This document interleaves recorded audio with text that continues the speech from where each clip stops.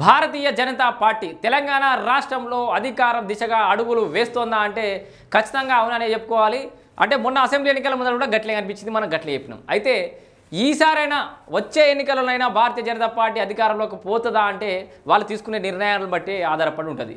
మొన్న అసెంబ్లీ ఎన్నికల ముందు హఠాత్తుగా అధ్యక్షుడిని మార్చడం, పోతే మార్చిరు ఒక మాస్ లీడర్కో అడ్మినిస్ట్రేషన్ చేసిన లీడర్కో చాలామంది ఊహించినటువంటి లీడర్ కాకుండా వేరే వ్యక్తికి అధ్యక్ష పదవి అనేది అప్పచెప్పారు. దాంతో ఆ కన్ఫ్యూజన్, ఆ గందరగోళంతో భారతీయ జనతా పార్టీకి చాలామంది నాయకులు జాయిన్ కావడానికి అయితే ఆలోచించారు. ఇక ఆ తర్వాత ఇప్పుడు మారుతున్న క్రమంలో బీసీ ముఖ్యమంత్రి చేస్తామని చెప్పేసి అనౌన్స్ చేసిన భారతీయ జనతా పార్టీ ఆ దిశగా అడుగులు వేస్తోంది. ఈ రీసెంట్గా జరిగినటువంటి గ్రాడ్యుయేట్ ఎన్నికలలో విజయంతో మళ్ళీ ప్రాణం పోసుకుంది భారతీయ జనతా పార్టీ. భారత రాష్ట్ర సమితి కిందికి పోవడం, భారతీయ జనతా పార్టీ పైకి రావడం అనేది స్టార్ట్ అయిపోయింది.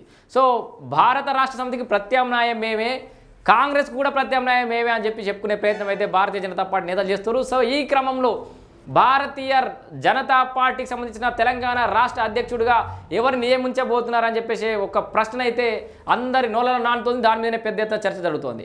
ఓవైపు ఈటల రాజేందర్ అని, బండి సంజయ్కే మళ్ళిస్తారని, ధర్మపురి అరవింద్ గట్టిగా ప్రయత్నం చేస్తున్నారని, రఘునందన్ రావుకి ఏం తక్కువ అని, ఇట్లా రకరకాల చర్చలు అయితే కొనసాగుతున్నాయి. కానీ చాలా వరకు అయితే మనం చేసిన ప్రిడిక్షన్లో పబ్లిక్ చెప్తున్న విషయాల్లో అయితే Bandi Sanjay mass leader okay, దాంట్లో నో ఇష్యూస్. అయితే ఈటల రాజేందర్ వరకు వచ్చేసరికి మంత్రివర్గంలో పనిచేసినటువంటి అనుభవం ఉంది, రాష్ట్రంలో పరిస్థితుల మీద బాగా పట్టున్న నాయకుడు, ఆఫ్టర్ కేసీఆర్ తర్వాత అంతటి గుర్తింపు కలిగినటువంటి నాయకుడు, రాష్ట్రంలో ఏ మూలకు వెళ్ళినా కూడా గుర్తుపడతారు. ఆయనే మంత్రిగా కూడా పనిచేసిన అనుభవం ఉంది, ఆర్థిక శాఖ మంత్రిగా. తెలంగాణ రాష్ట్రం ఏర్పాటైన కొత్తలోనే మంత్రిగా, ఆర్థిక శాఖ మంత్రిగా కూడా పనిచేసినటువంటి అనుభవం. సో తెలంగాణ రాష్ట్ర స్థితిగతుల మీద అవగాహన ఉన్నటువంటి నాయకుడు, అడ్మినిస్ట్రేషన్ తెలిసిన నాయకుడు కాబట్టి ఆయనకి ఇస్తేనే బాగుంటుందనే చర్చ కూడా పెద్ద ఎత్తున నడుస్తూ వస్తుంది. అయితే చివరి క్షణంలో కుటుంబ సమేతంగా వెళ్ళి ప్రధానిని కలిసిన ఎంపీ ఈటెల అనే ఒక వార్త ఇప్పుడు మళ్ళీ కుదిపేస్తోంది. ఎందుకంటే ఇక ఈటెలకు రాష్ట్ర అధ్యక్ష పదవి దాదాపు కన్ఫర్మ్ అయిపోయిందా అనే ఒక చర్చ నడుస్తుంది. కన్ఫర్మ్ అయింది కాబట్టి ఢిల్లీ పెద్దల ఆశీర్వాదం కోసమే ప్రధాని నరేంద్ర మోడీని కలిసినట్టుగానైతే వార్తలు గుప్పమంటున్నాయి. దానికి సంబంధించిన వార్త చూద్దాం. ప్రధాని నరేంద్ర మోడీతో తెలంగాణ కీలక నేత, భారతీయ జనతా పార్టీ కీలక నేత మల్కాజ్గిరి ఎంపీ ఈటల రాజేందర్ భేటీ అయ్యారు. సోమవారం ఢిల్లీలో ఆయన నివాసంలో కుటుంబ సమేతంగా వెళ్ళి కలిశారు. ఈ నేపథ్యంలో ఓ ఇంట్రెస్టింగ్ న్యూస్ రాజకీయ వర్గాల్లో వైరల్గా మారింది. తెలంగాణ బీజేపీ అధ్యక్షుడిగా ఈటల పేరు ఖరారు అయినట్లుగా వార్తలు అయితే విస్తృతమయ్యాయి. అందుకే అధిష్టానం పెద్దల ఆశీర్వాదం కోసం వెళ్లారని చర్చించుకుంటున్నారు. కాగా ఈ పోస్ట్ కోసం ధర్మపురి అరవింద్, మాధవనేని రఘునందన్ రావుతో పాటు పలువురు నాయకులు ప్రయత్నాలు చేయగా అధిష్టానం మాత్రం ఈటల వైపే మొగ్గు చూపిస్తున్నట్లు సోషల్ మీడియాలో ప్రచారం జరుగుతోంది.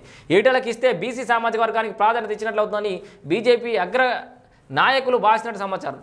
బీసీలో ఉన్నటువంటి బలమైన సామాజిక వర్గం ముదిరాజు సామాజిక వర్గానికి సంబంధించిన నాయకుడు, అట్లాగే బీసీ వాదన గట్టిగా తెలంగాణ రాష్ట్రంలో వినబడుతున్న నేపథ్యంలో, బీసీ గాలి నడుస్తున్న నేపథ్యంలో ఓవైపు బీసీ ముఖ్యమంత్రిని చేస్తామని చెప్తూ భారతీయ జనతా పార్టీ వచ్చింది. ఆ నినాదం, ఆ వాదం ఓవైపు బీసీ క్యాండిడేట్, మన గ్రాడ్యుయేట్ ఎన్నికల్లో ఒక బీసీ అభ్యర్థి డైరెక్ట్గా రంగంలో దిగినా కూడా రెడ్డి క్యాండిడేట్ అయినటువంటి ఎమ్మెల్సీకి వీళ్ళు ముఖ్యమంత్రినే చేస్తూ అంటారు అని చెప్పేసి భారతీయ జనతా పార్టీ నమ్మి ఓట్లేసిన పరిస్థితి ఉంది. కాబట్టి భారతీయ జనతా పార్టీకి అడ్వాంటేజ్ ఉండే అవకాశం అయితే కనబడుతోంది.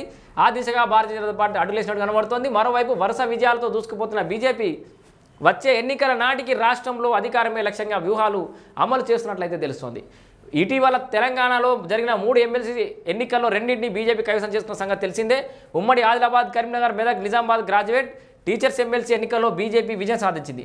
మల్క కుమరయ్య, అంజిరెడ్డి ఎమ్మెల్సీలుగా అయితే గెలుపొందారు. మొత్తంగా ఇక్కడ ఈటల రాజేందర్కి అధ్యక్ష పదవి రాబోతుందా, మరి అవే సంకేతాలు అయితే వినబడుతున్నాయి. సో చాలా వరకు మీ అభిప్రాయాలను కూడా కామెంట్ రూపంలో తెలియజేయండి.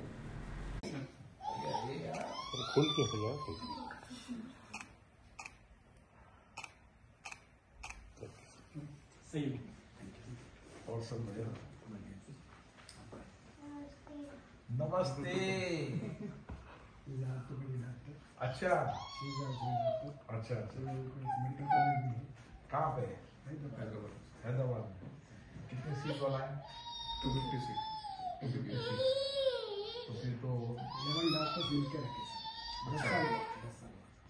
11 डॉक्टर मिलके बनाए। कोई भी तो नहीं चला। अच्छा मैं जानता हूँ सब कोर्ट के बारे में। कोर्ट के बारे में सब पूछ लिया बड़ी चर्चा में